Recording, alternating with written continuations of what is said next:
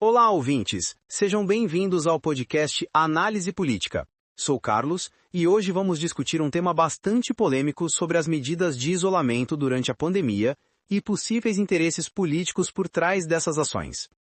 Oi, pessoal, eu sou Mariana e hoje vamos trazer uma análise interessante sobre as atitudes de governadores e prefeitos durante a crise sanitária, comparando com outras medidas, como a soltura de presos e possíveis interesses relacionados à PEC 188.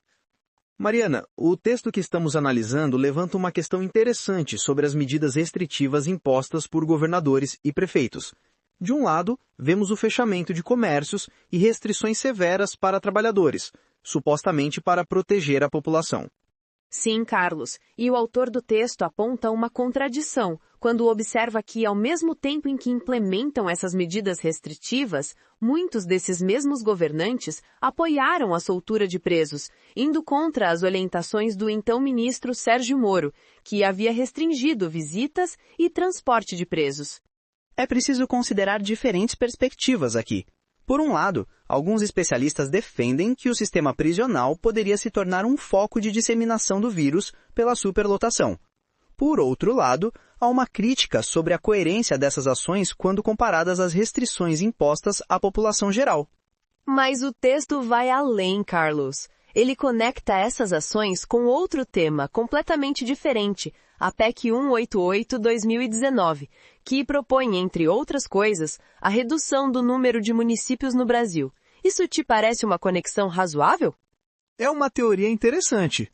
A PEC 188 realmente propõe a fusão de municípios que não conseguem se sustentar financeiramente. De acordo com o texto, mais de 1.250 municípios brasileiros têm arrecadação própria menor que 10% de seu orçamento total, dependendo fortemente de repasses federais.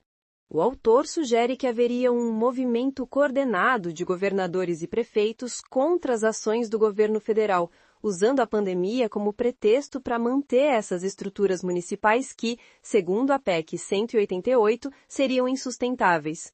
É importante ressaltar que essa é uma visão bastante específica. Existem diversos fatores que podem explicar as diferentes abordagens dos entes federativos durante a crise sanitária, como questões de autonomia federativa e divergência sobre as melhores políticas públicas para enfrentar a pandemia. Sem dúvida, e precisamos analisar criticamente todas as informações.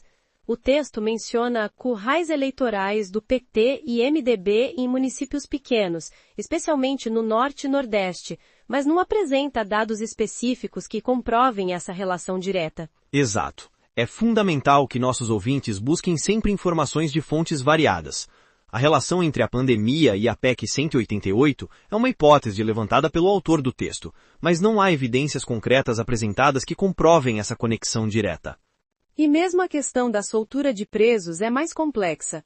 Houve recomendações de órgãos como o CNJ para reduzir a população carcerária durante a pandemia, especialmente para grupos de risco e casos não violentos.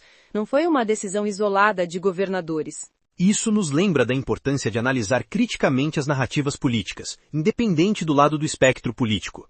É saudável questionar as motivações por trás das decisões dos políticos, mas também é necessário ter cautela com teorias que simplificam demais questões complexas. Bem colocado, Carlos.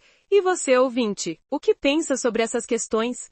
As decisões tomadas durante a pandemia tiveram motivações políticas, além das sanitárias?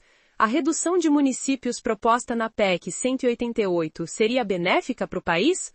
Estas são questões importantes para refletirmos. Esperamos que este debate tenha trazido alguns pontos para a sua reflexão.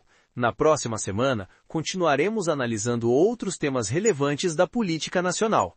Foi ótimo debater com você, Carlos. E vocês, ouvintes, não deixem de nos acompanhar nos próximos episódios.